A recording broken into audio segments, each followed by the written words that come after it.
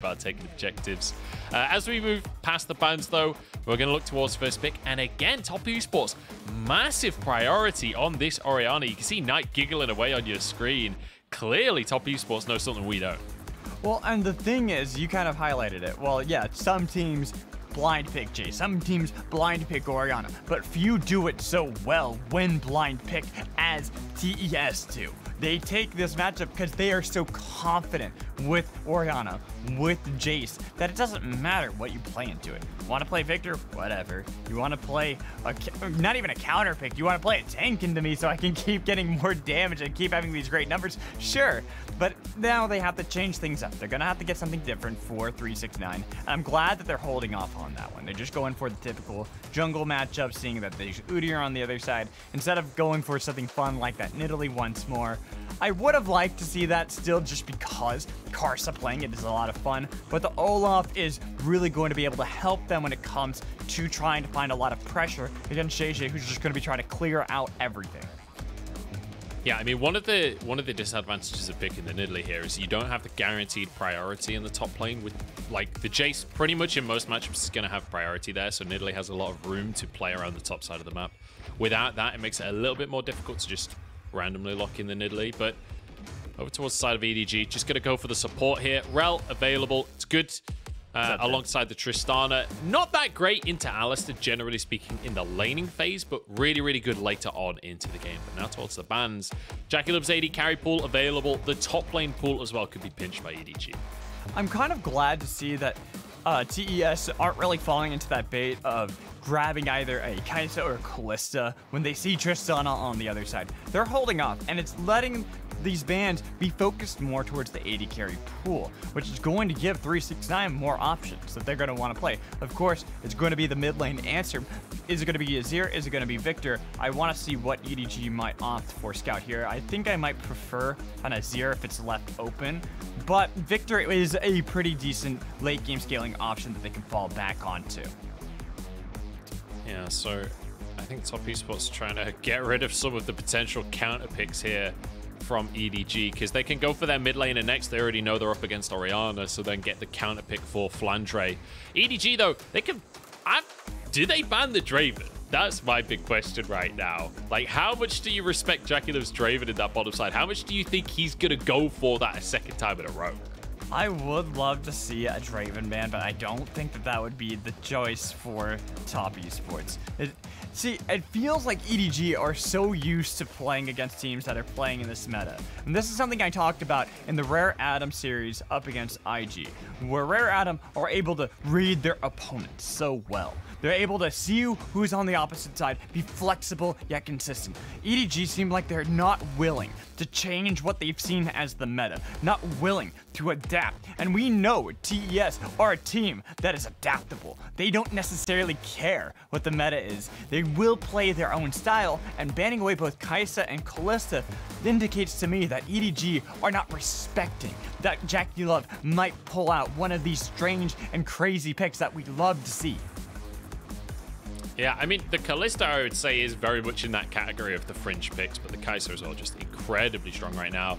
And we do go for the blind pick top lane instead for Flandre, so waiting for that last pick with the mid lane, wanting to see what the entire composition is from Top Esports before going for that mid lane pick. But down towards the bottom side, there's a lot of AD carries still available, even with the few bans that have gone that way. I mean, the center that we saw hovered a lot. We've seen JackeyLove play that last year. It was absolutely insane. One of the best centers in the world. But whether or not we get to see that, it's going to be Vayne. Do you know what? I'm totally down. In fact, I'm more excited about that. And this Sion pick is going to have a disastrous time in the team fights. It's not going to have any fun at all, countering pretty much what they wanted to be able to put Flandre onto once more. I mentioned before the Azir pick probably would have just been better to grab that where you grab that Sion if you're going to go for it anyways. If you know what the composition is on the side of TES, it's not necessarily that important. Azir's Azir. He's not going to have that difficult of a matchup, and grabbing that at first before you grab your top laner makes it easier for Flandre. Oh, it's Scout's birthday. I didn't know that. I just saw that on that sign in this crowd. Happy birthday, Scout. Happy birthday, He's going to grab Scout. his Azir. it's something that Scout's incredibly competent on as well, so I'm excited to watch him in the team fights. But let's look at the compositions here, because once again, a lot of scaling on the side of EDG. Very much Viper being the focus in the earlier stages of the game, and you expect Jiejie to maybe go for an early gank like he did in game number 1. But on the side of top esports, they have a ton of scaling, but when it comes to EDG trying to force their hand in that bottom lane, with 369 on the Gangplank, that makes it very difficult to make those plays happen. And not to mention, picking this Vayne, it's not quite what people once saw a Vayne being, where it's all about scaling up, trying to be passive, farm up, hope no one really is going to pay any mind to the bot lane.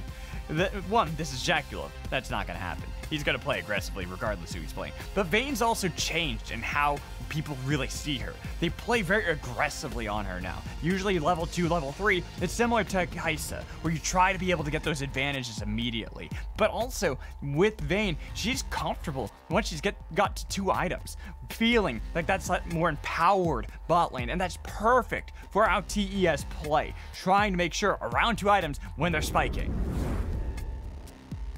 Well, it's time to get into game number 2 of the series here, keeping our eyes on JackeyLove versus Viper. The Vayne for JackeyLove after winning that game number 1. Let's see if he can snowball.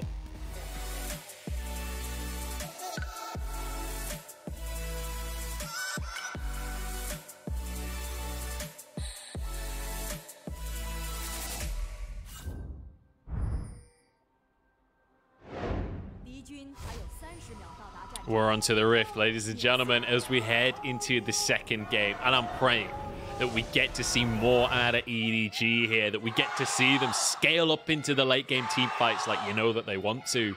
But again, top esports so good at denying that. I will say their composition less ranged focused this time around. Much more of a front line with the Alistar and with the Olaf there, but still 369 on a carry top laner. We know how good 369 is on this Gangplank. We know that this is a comfort pick for him.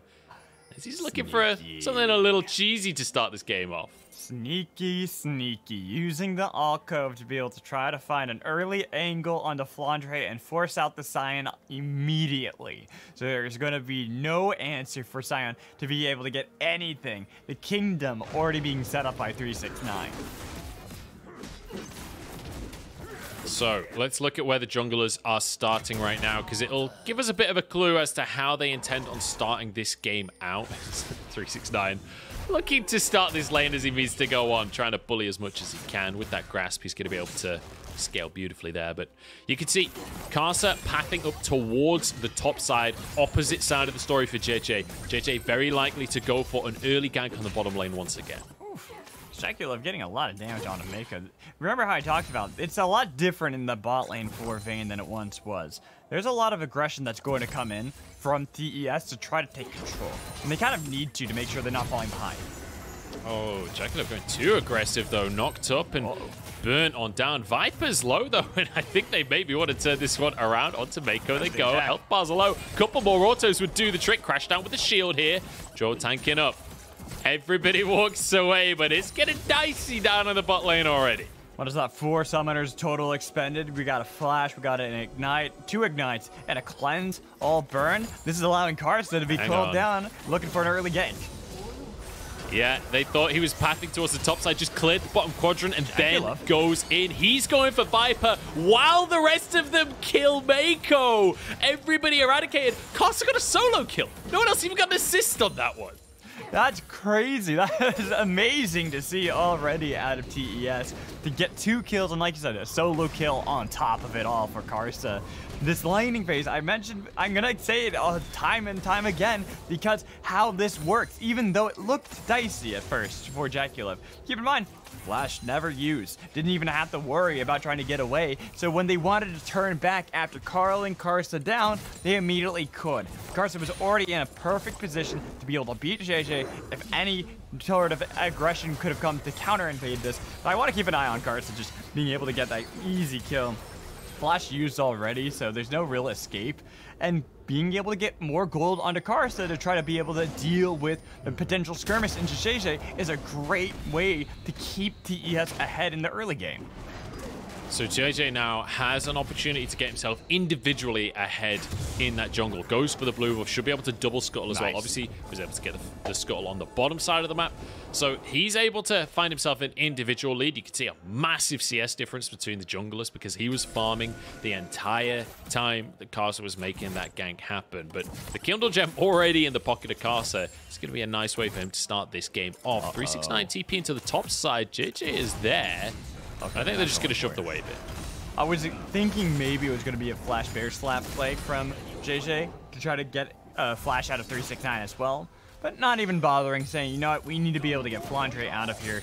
It's already a rough matchup to begin with, so get everything reset for the time being. But I'm keeping my eyes on the jungles, because you highlighted an important point. The fact that Jiejie, the entire time that Karsa was making that play, has been farming up like a monster, making sure to maintain the lead, and the big thing is the double crabs. Being able to get that huge experience lead, since how things change on 11-4 means that a lot of experience is lost if you only are getting jungle camps from the regular monsters. The scuttle crabs are really the prize. Yeah, the Krug's losing a bit of priority as well on those changes, but nothing too crazy. It's not really affected the jungle meta in a massive way. Things like Hecarim coming in a little bit more prevalent, but overall, things like the Udyr, things like the Olaf still incredibly strong. And the power farming style, importantly, still very strong right now. So I'm curious how that continues to develop. Yeah, exactly. The crab's still exceptionally important.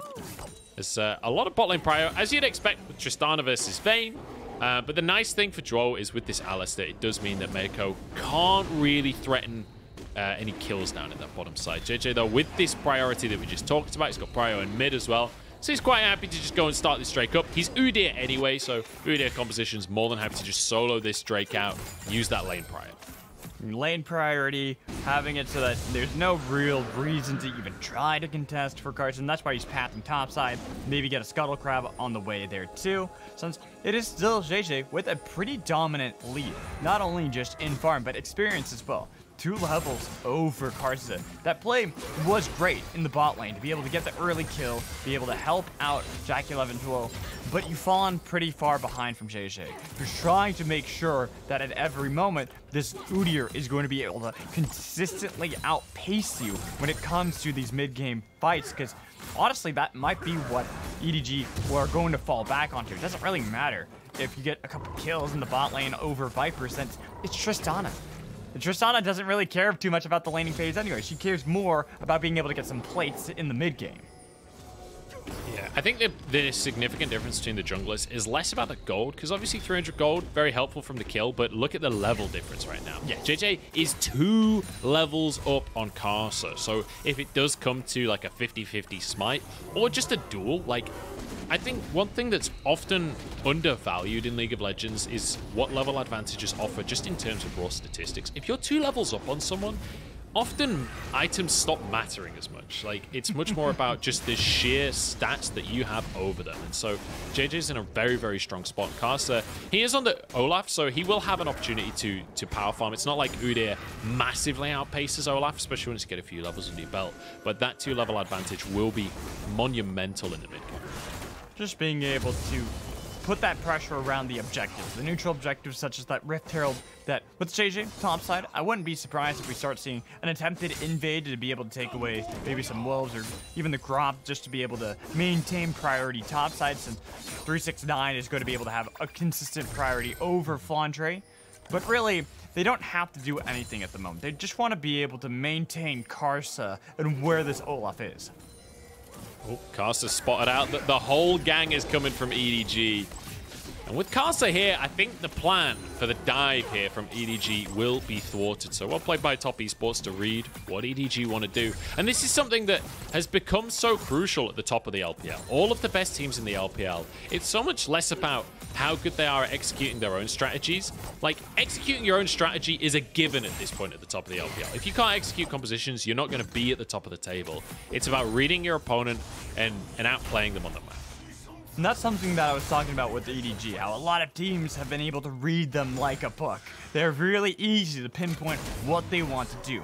where they're going to try to make these plays. That play bot lane, easily read by Karsa, knowing, hey, Scout's pushing up, probably going to look to see if they can get a dive onto the bot lane since it's Vayne and Alistar. And that's why now he's topside to try to be able to force out just the ult from Flandre so they can play around the Rift Herald, knowing exactly what EDG want to do to be able to stop that. But just to reiterate something we mentioned before, Jiejie is 2 levels up right now. There's no way that karsa wins a 50-50 for that Herald. Knight using the Shockwave in the mid lane. This is just to try and remove some of the presence that Scout has there, but Meiko's moved in, so it's not really going to do anything. And karsa, you know, he'd love to contest this in a dream. Like, this is something that he'd love to be able to go for, but it's just not happening right now. Jiejie able to finish this one off. Top Esports know what's going on, but karsa just has to return to his jungle, gives the blue buff over to Knight as he continues to try and catch up in farm, but he is 40 CS down. He hasn't had a sniff of a Scuttle Crab the entire game. Not one bit. It doesn't matter if you can read your opponent, but being able to execute on those reads doesn't always happen if you're behind, like we already see that karsa is. It's not like he's not trying to keep up, not trying to be able to farm up with Jiejie. It's just trying to keep up with an Udyr is not always the easiest thing, especially when they have priority in so many of these lanes. The only one that EDG don't really have the greatest priority is topside. And right now, that's not really that important. You need more priority in the mid lane for someone like Scout or Knight to be able to rotate immediately and be able to answer anything that EDG is going to try. So let's talk win conditions and scaling here as we broach the 10-minute mark. Because game number 1, we saw Top Esports drafting to win lane win game, right? They very much played towards the way that we're used to seeing Top Esports play. This game, though, much more scaling on their side with a Gangplank, Orianna, and a Vayne. I was going to ask what... okay, the play's diffused. What's the game plan here for Top Esports, and how do they stop themselves falling behind? Because it feels like EDG are very much in control of the game right now. As Scout goes in, flashes, but it's matched by Knight. Shockwave now onto the Azir. In goes karsa, and down goes the birdie. Dragon is up, but karsa just moves towards the mid lane. They're going to try and shove this in. I don't know whether EDG might just be able to get the Dragon anyway. So I was going to answer the play would be to find a pick and try to see if it could then rotate to an objective, but it was EDG who threw themselves into TES and gave them that kill. So it's not exactly the play that I was foreseeing happen, but at least it's something for TES to keep them with some gold to be able to keep a little bit of a lead over EDG. The biggest problem, though, is, as you were highlighting, the fact that even after making that play, you already have this priority bot lane, so you don't even get the dragon after getting the pick. But karsa's okay with this. He's just gone topside. He's like, you know what? Let's just win through 369 again. It's worked the last 3 games. Let's just do it every game. karsa just wailing on Flandre, forces the flash out. 369 has got himself 4 plates solo. That is insane. He is so monstrously huge right now on a Gangplank that scales exceptionally well. Already has the Essence Reaver. He's going to be able to get so many of those Gangplank coins, getting extra gold from CSing with the barrels. Now he gets the TP to the bot lane as well. This is a double TP. They're looking for Viper, and Top Esports just turn everything onto its head. JackeyLove flashing forward as he wants a little bit more onto Viper. JJ's there, but JackeyLove's like, I'm not afraid of you. I ain't scared of bears. Just bashes him on the nose and kicks him out of the jungle. Getting that great play with that great flank for TES, utilizing Gangplank finally unleashed from the top lane to make the presence known and be able to translate that elsewhere. And what better way than being able to make that play in the bot lane? As the Rift Herald was taking a lot of plays, now you have constant pressure for TES where their composition might scream when you look at it on paper. Scaling options, Gangplank, Vayne, Orianna, you think that they want to be able to get to the late game, but we all know Top Esports, they don't play that way. They play aggressively. They look for these kind of plays where EDG are way too far out. I honestly think that they let the Rift Herald go. They've gotten enough plates. They don't need to make that kind of aggressive angle anymore, and so they get rightfully punished by TES. Reading that, saying, hey, this is what we can do, and now they've gotten a far larger lead, having already secured the first turret topside, and now giving a lot of gold over JackeyLove. I just love the aggressive double TP as well. Like, a lot of teams are afraid to commit a double TP in that way because it's not like they were able to get a tower or a dragon or anything off of that on the bottom side. It's just about getting some kills onto JackeyLove there. But how willing to commit top esports are to these kinds of plays, and now 369 is just so far ahead himself individually. JackeyLove's got a lead. Knight is quite happy to just handshake in that mid lane. Exactly the same as last time, right? We talked about it with the Victor versus Orianna. It's the same with Azir versus Orianna. The mid lane is totally non-interactive. They are essentially just supports for the time being. They'll become champions later in the game. Right now, we're focused on the AD carries and we're focused on the top lanes. And I want to even cycle back to, you talked about win conditions, and I talked about how TES need to find some picks, even though it seems like they have the scaling option, that they want to be able to find people out of position. But the backup plan is 369. 369 is in a great position to constantly harass in side lanes that no one can answer. And using the double TP isn't ever going to be punished because they can always use the cannon barrage. Oh. Magnet Storm in, though. JackeyLove with the cleanse is not enough. The cannon barrage is in, but way too late. Nice pickup by EDG here. They finally get themselves on the board. And they punish and give over a good amount of gold to Viper. That's the big thing. And EDG might just rinse and repeat bot lane. Might try. Karsa's here to just clear the waves, so top esports, I think, will be able to defend this tower. Drake not up for another minute and a half, and in fact, actually, they've decided that's not the play right here. They've got to back away. 369 is trying to bite off as much as possible in the top side of the meantime. He's already cleared out the entire jungle. He's just trying to get as much CS as physically possible.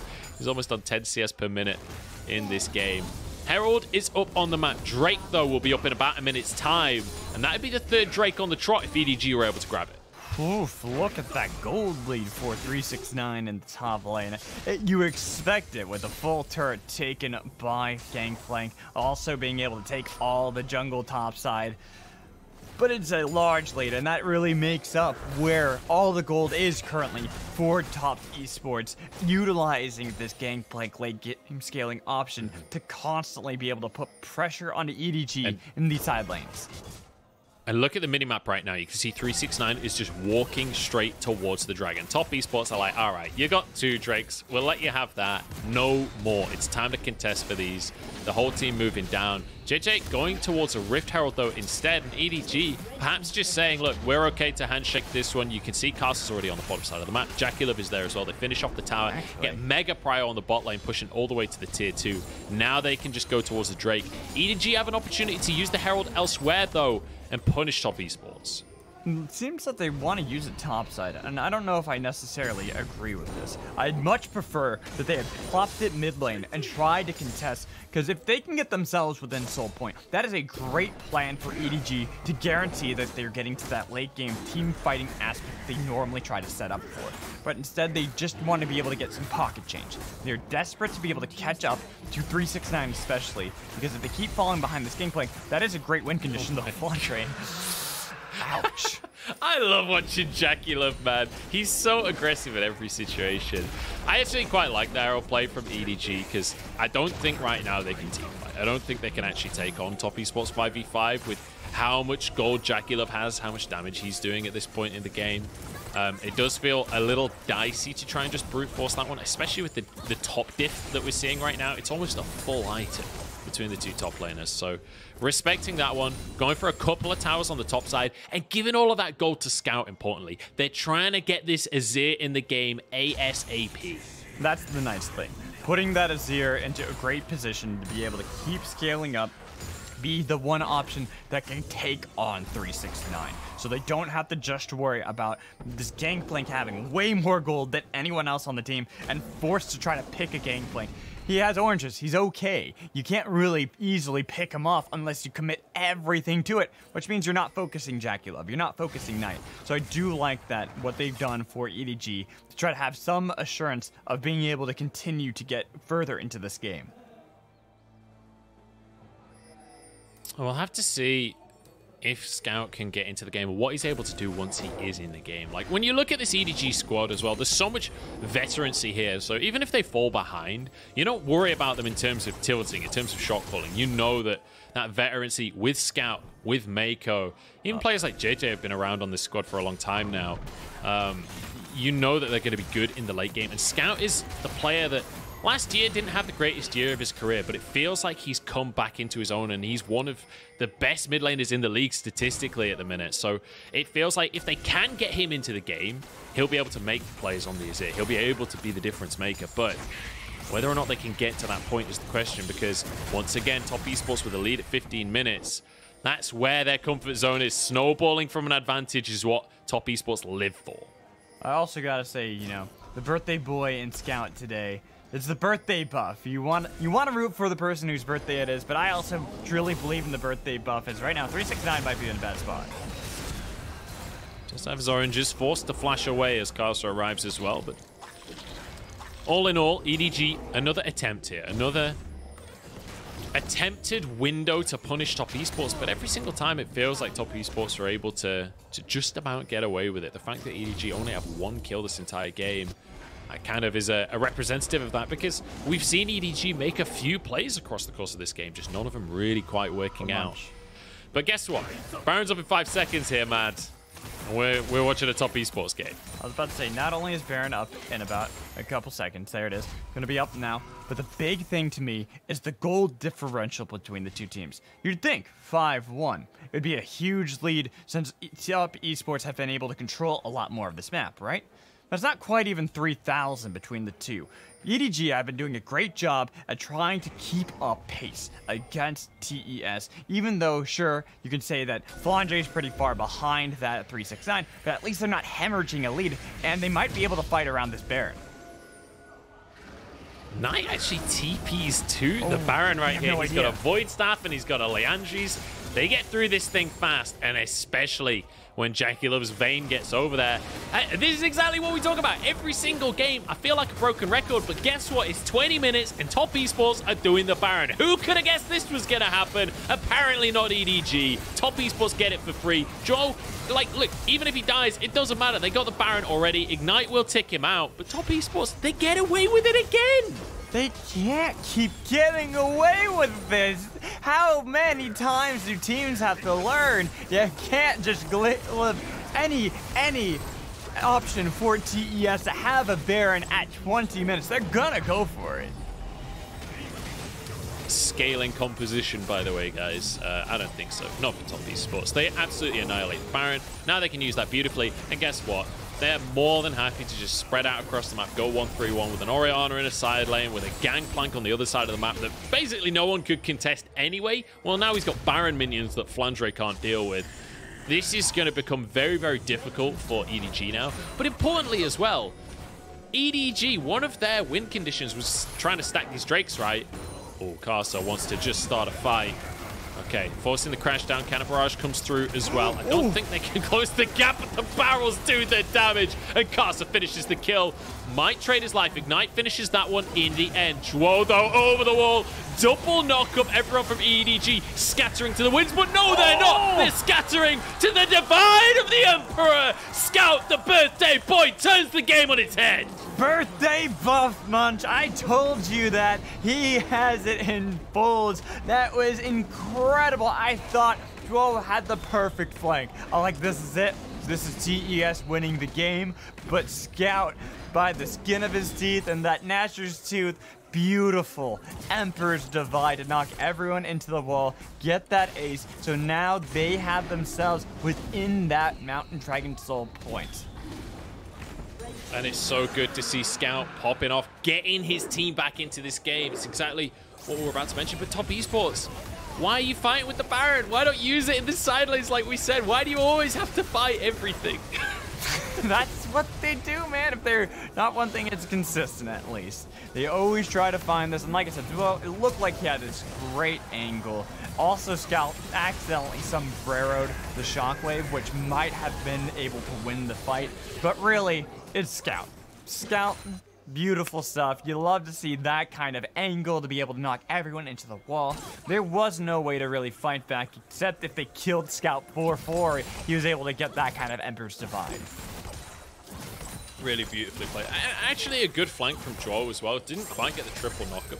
Had that been a triple knockup, maybe it's a different story in that fight. But really great from EDG. Importantly, they get themselves that Drake. We said how top esports with the Baron could have got huge priority bot and mid, and then EDG can never contest. Well, doesn't happen in the end because top esports just forced the fight in the jungle instead. And now EDG have their window. The gold completely even. Mountain Soul point. But Zhuo is on a flank, and they want to start a fight right here. That would be really risky. There's nothing to fight over. No Baron, no Dragon. There's a long time before anything. Still, look at Zhuo's angle. He can easily be able to get into that backline with the Hex Flash to try to see if they can punish any position from EDG. But Viper and Scout are so far away. They have read this play excellently. Man, the more I watch Zhuo, the more I respect this guy as a player. Remember, this guy's a rookie coming into this year and trying to fulfill a role in a team that is just purely superstars. It's a lot of pressure for a player. But when we looked at him at the start of the split, it was just pure aggression. No matter what, he would just go in. That aggression has been tempered so much. Like, that situation there, give me that in week 1, week 2, week 3. He just goes in and he dies 1v5. Now we're seeing him playing much more tempered. We're seeing that top esports have a much better reign on him, and he's much more calculated in the way that he's playing the game. It feels fantastic getting to watch a player develop in such a great way across the course of a split. And he's perfect to fit into TES, isn't he? A player that likes to play aggressively, look for these creative angles, and as you mentioned, having calmed down just a little bit to be able to work with the rest of the team.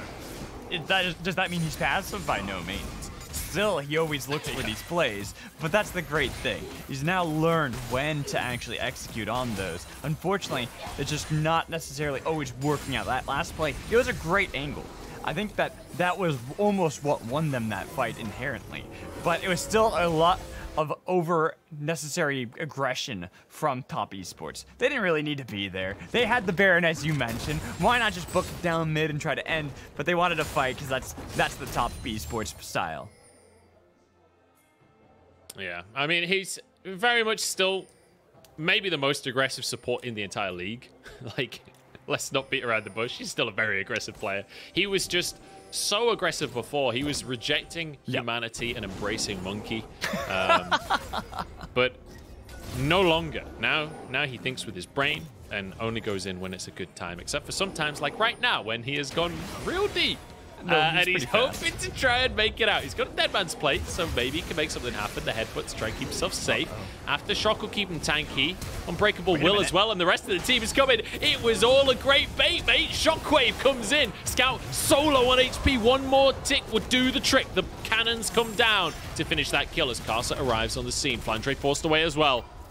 Support for mid laner. That's a trade top esports will take every single day of the week. Look at the time. What time is it? TikTok Baron time. Perfectly for the side of top esports to immediately jump on top of that. Scout's not going to be here for another 25 seconds if he's lucky to be able to get there at all. 369, what is that barrel damage? He's annihilating EDG right now, but they're able to at least contest this Baron. Flandre goes in, but guess what? That's a Vayne that's going to hammer away at Sion's health bar. Not a lot Flandre could do about this one anymore. The true damage coming on through. Shield at the last possible second, but EDG, they contest, nobody dies, and they stop the Baron. Stop the Baron, and you know what else is about to come up? It's going to be that fight around the Mountain Dragon Soul. What do you want more, Baron or Soul? It seems that EDG want to keep fighting around the Dragon. Both teams just want to fight, and I absolutely love it. 10 seconds on the Soul. This would be EDG Soul. Top esports have to deny it. They cannot handshake. They cannot opt out of this fight. Zhuo on the flank like we know he always is. Does not have his ultimate right now. If he gets caught out, could be in trouble. Good headbutt to deny the Q from the Sion. Now regrouping once more. Zhuo is not giving up on this flank though. He is staying on that backside, threatening EDG. Remember the level advantage for Jiejie. He has a better smite than Karsa does right now, but with the reckless swing, Karsa can still manage to make a bigger smite happen. Scout here on the Azir. Keep your eyes on the birthday boy. He's someone that has to pop off for EDG. It's so damn tense, but 369 stepping forward with the Barrows 2000 on. The Dragon is taken by Scout. In goes Zhuo on the flank. Magnus Storm across the team as well. It's pure chaos, but top esports find 2 for 9. Now Jiejie trying to sprint away. And Viper, you jumped into the wrong side of the map, my friend. You're going down. The Baron, the cannons are there. Knocked into the wall, finished off. 3 kills for Knight. The soul, is it enough for EDG? Well, EDG might have the soul, but they have 3 members dead too, with Baron still being up. Top Esports are trying to get some recalls off to be able to see if they can either deny Jiejie and Flandre from being able to back, look at 369 and how he's positioning, or so they can immediately turn for the Baron to be able to get their second one of the game.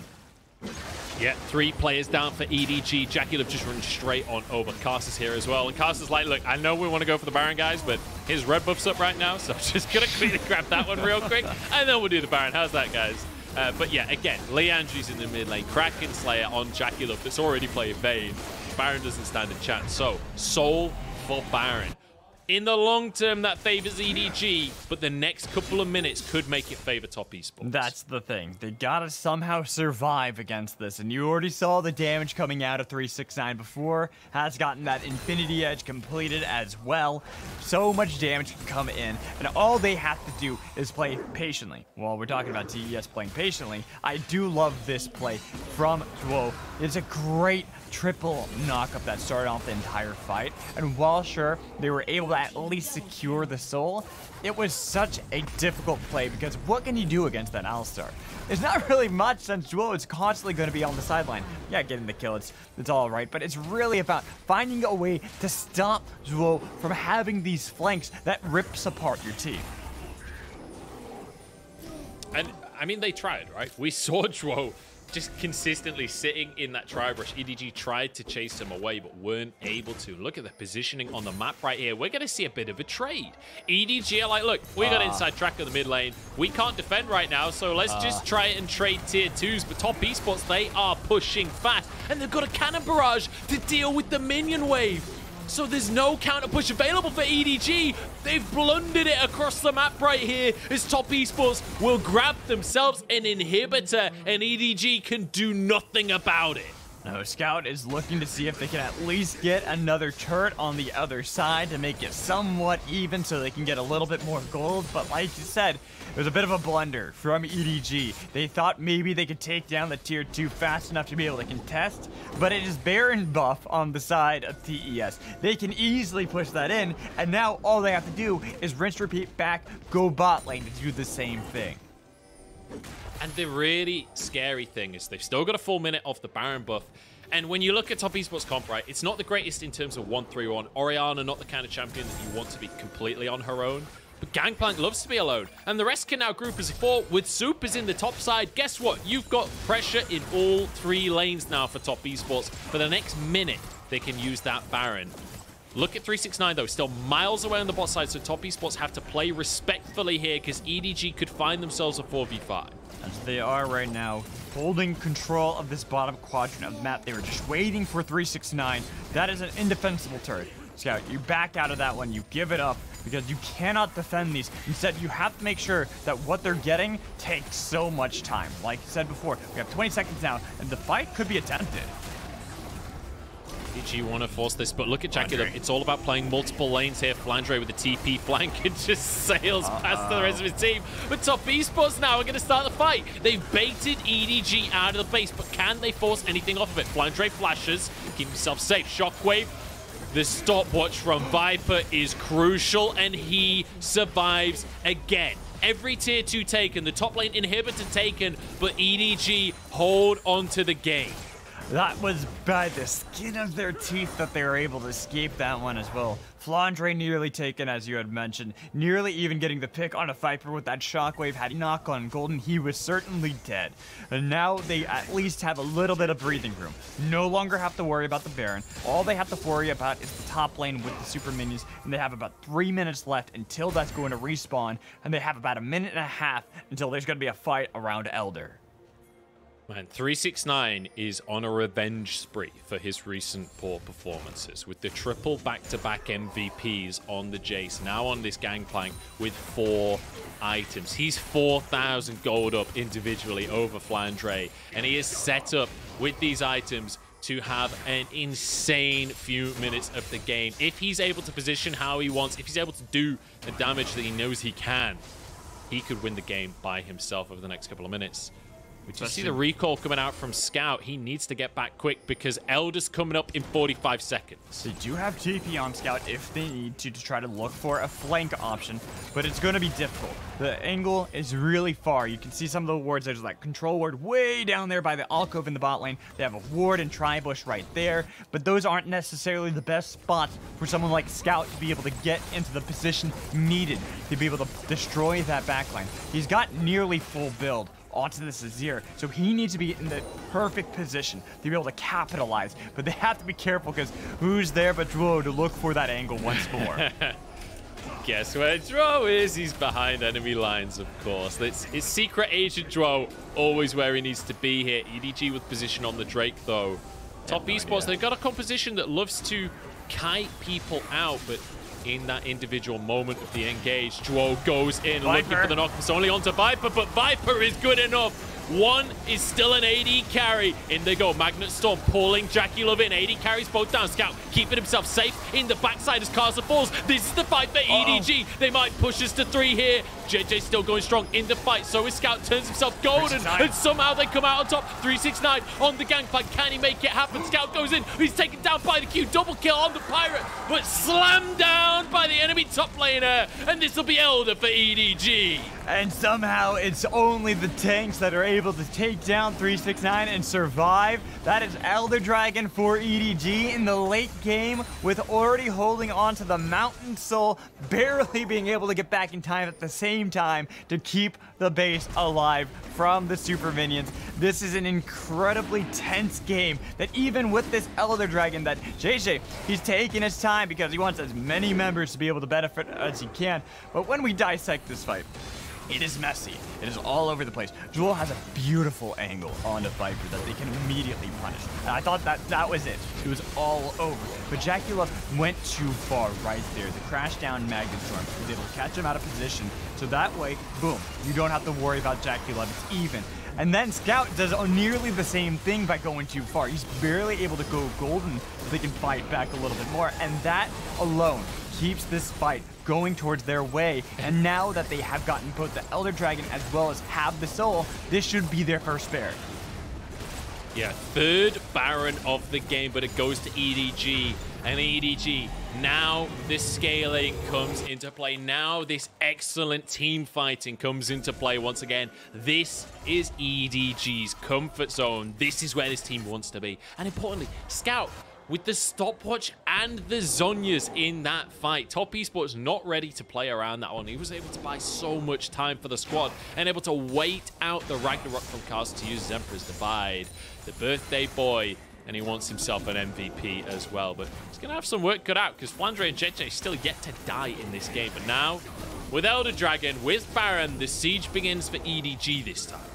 They just have to wait it out, try to play patiently. They don't want to get in a position where Zhuo can find yet another flank onto Viper. In fact, look at how they're playing. They've sent Jiejie pretty far back just in case, so that they can peel and get the minions there a bit faster and never have to really worry about being picked out of position. All right, Top Esports can't really just go for the team fight right now because of that Elder Drake still up for another 60 seconds. Flandre knows it. He's had to stand forward and just zone people out, getting a little bit of damage onto Zhuo. 369 does no damage at all to the front line. He has built exclusively to one-shot squishies. So if he can get a barrel onto Scout, onto Viper, he's going to win the game for his team. But the other 3 members of EDG can quite happily tank him up. And guess what? They know they've got Elder, and they want to try and close this one out. And remember, Viper's also level 17. That's a lot of range for this Tristana. It's difficult to get on top of her.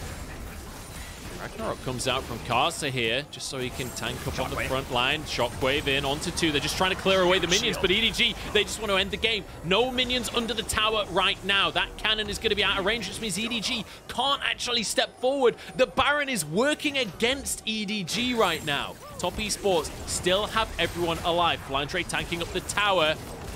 There's only 3 seconds left on the Elder buff. This is the chance now for Top Esports to fight. Zhuo goes in to start the fight for himself. JackeyLove still going strong, still alive on the back line. Same for 369. Barrels in across the team, but it's a kill for Viper. EDG might have done it. Onto the Nexus towers they go, but JackeyLove has to make the play, has to make it happen. Knight alongside him. JackeyLove into GA. EDG have done it. The triple for Viper. He's looking for the pentakill as EDG pushes to 3.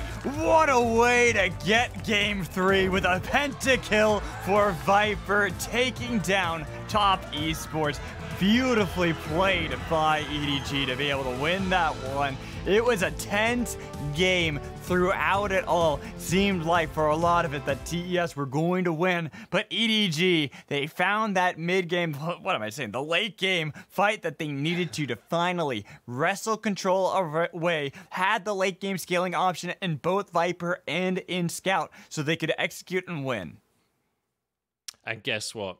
JackeyLove for the entire series had been looking like the better AD carry in these laning phases, finding advantages. When it comes to the late game team fight, it's Viper that steps up, grabs himself a pentakill, and steps up into the conversation and says, this ain't over yet.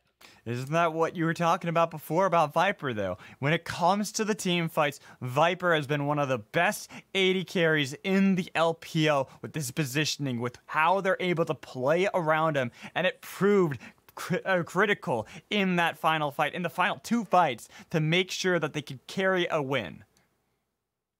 It's beautiful to see from the side of EDG. I'm so glad that they were able to come back in this one. I think this is a crucial series for EDG because there's been a lot of question marks about this team moving towards playoffs on will they be able to consistently perform against the other top teams. Against RNG, they went to 3 games. Now against Top Esports, we're going to 3 games. This time around, though, they need to finish this out with a win. Against RNG, game number 3 went the way of RNG.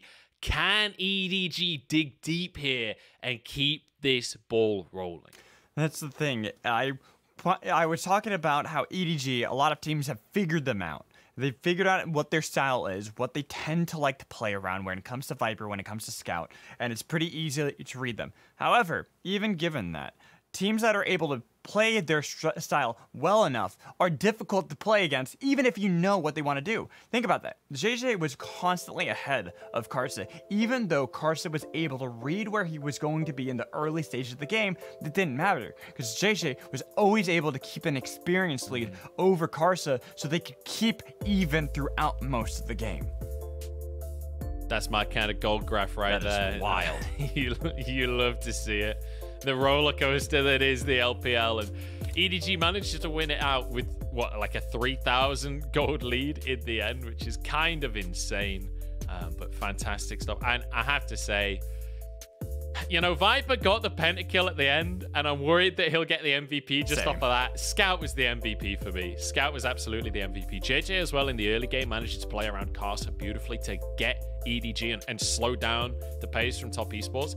But Scout, some of these fights were so beautiful from him. The Emperor's Divide, when Top Esports overstepped with their Baron. Like, Scout had so many great moments this game that kept EDG in the running and let them scale up to later. You saw 2 dips there in that game. The first dip was after that Emperor's Divide that was able to get the ace for EDG when they were behind. The second dip was when they were able to split up the fight and have Scout get so much damage from the sides that nobody could touch him until he dove in. And like you mentioned before, the double stasis that was able to keep him through most of it, so then they could get the Elder Dragon so they can then win the game.